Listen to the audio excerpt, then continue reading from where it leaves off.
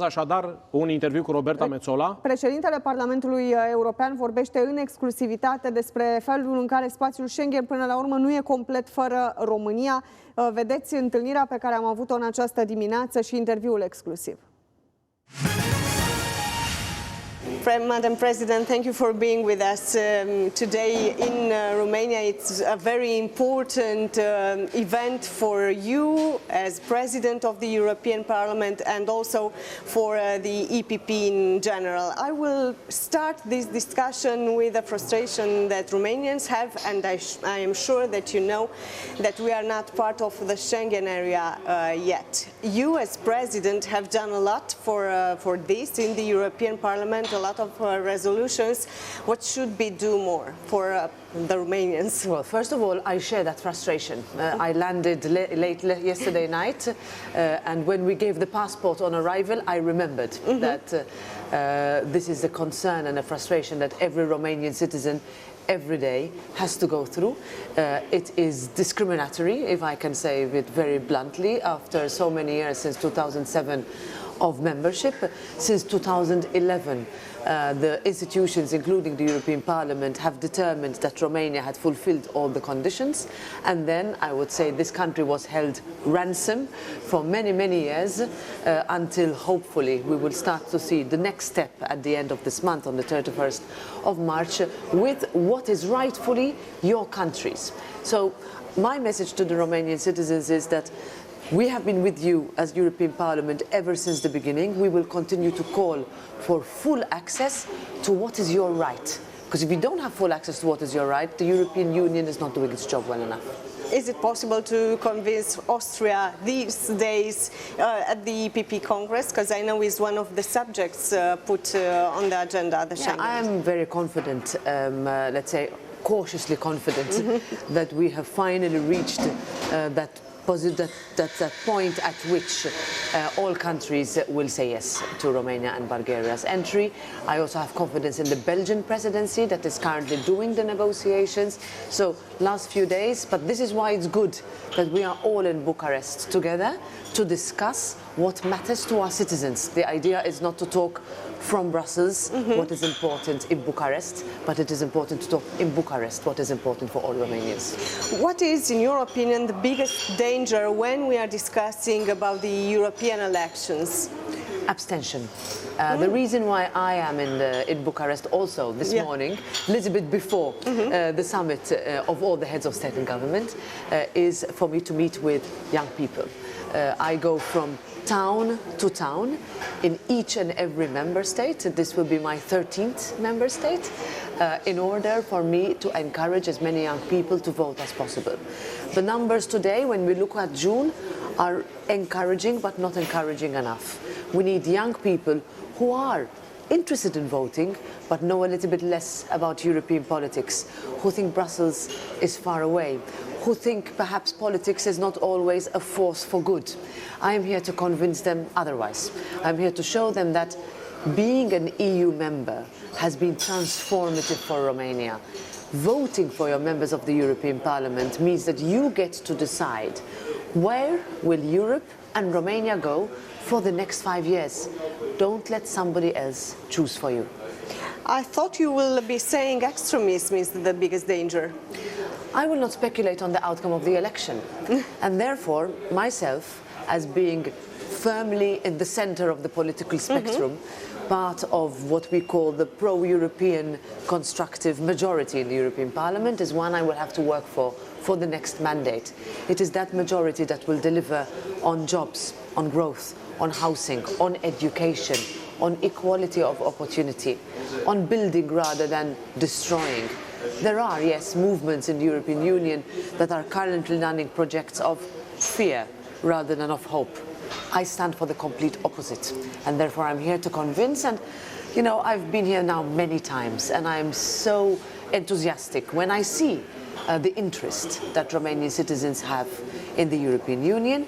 I see the concerns, I think we should answer them, never ignore them, and I also think that we can do better. And that's what I'm here to tell the Romanians today. Do the European citizens feel what the Brussels is doing for them, what the European Union is doing for them actually? Well, we would need to ask them, but what I think is that we need to do more.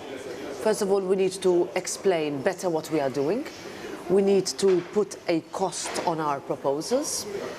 We need to care where it shows that perhaps we have gone a little bit too far, too fast, where we create inequalities between one country and another. And that takes a lot of effort. I just mentioned communication. It also takes work by the members of the European Parliament. You have excellent members of the European Parliament from Romania that tackle legislation, that explain what they are doing, that lead, for example, on Moldova, that lead on enlargement, lead on security, have led on the Ukraine war. Today, discussions, you know, from an agricultural perspective, are we protecting our farmers enough? Are we protecting our young people enough? Are we making sure that young Romanians feel that they have all the opportunities at hand in Romania? When we talk about funds, Romania has been a great beneficiary of EU funds. Have they been used? Are they used well enough? Does everybody feel them? When we talk, and we have talked in the past about, for example, rule of law, this is all the European Parliament You were very talks critical about. back then. No, I wanted to make sure, because I was also basing that as a result of what was happening in my own country, that when we talk about the rule of law, that every country is put under the spotlight.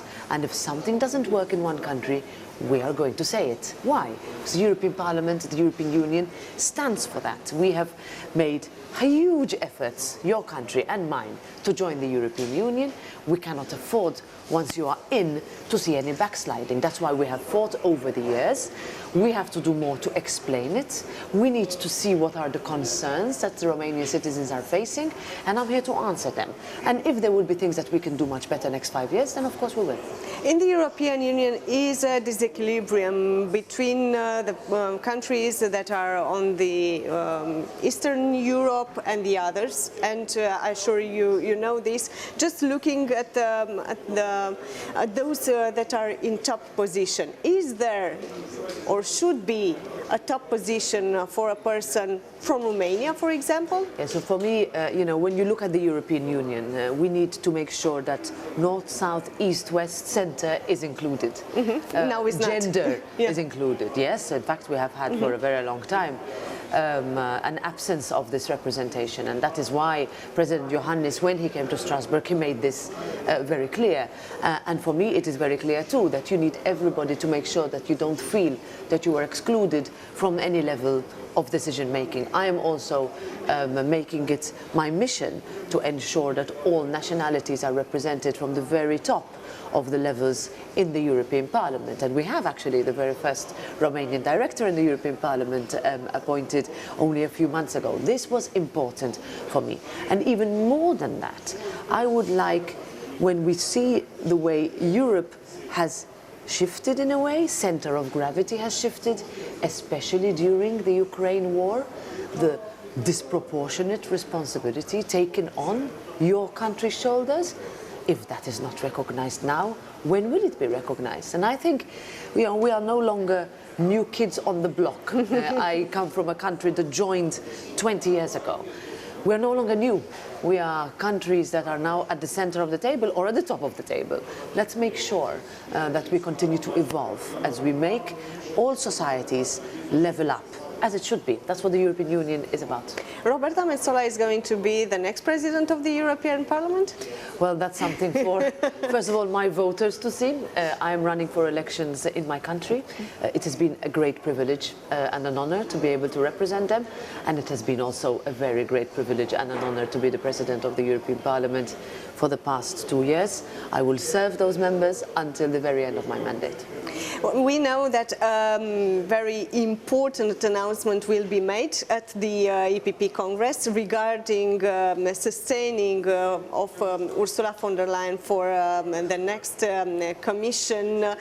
How important is that this moment is happening here in Bucharest? Oh, I think it was an obvious choice for all of us. Why? And because for us, when we look, going back to what we discussed before, that everyone has to be represented and all parts of Europe have to be part of the decision making, we have, in fact, as a party, gone from one country to another and have, if I look back, we were here last in 2012, and then in 2014 we were in Ireland, 2017 we were in Malta, in my country 2018 we were in Helsinki. Of course, Bucharest is the place to be right now. Your message in the end of our discussion for the Romanian public who's watching you on Antena 3 CNN. Well, on the weekend of the 8th and the 9th of June, everybody, including all Romanian citizens, will be asked to vote for the European Parliament elections, for their representatives in the European Parliament. Please vote, because otherwise somebody else will decide for you. Thank you for being our partner. Thank you.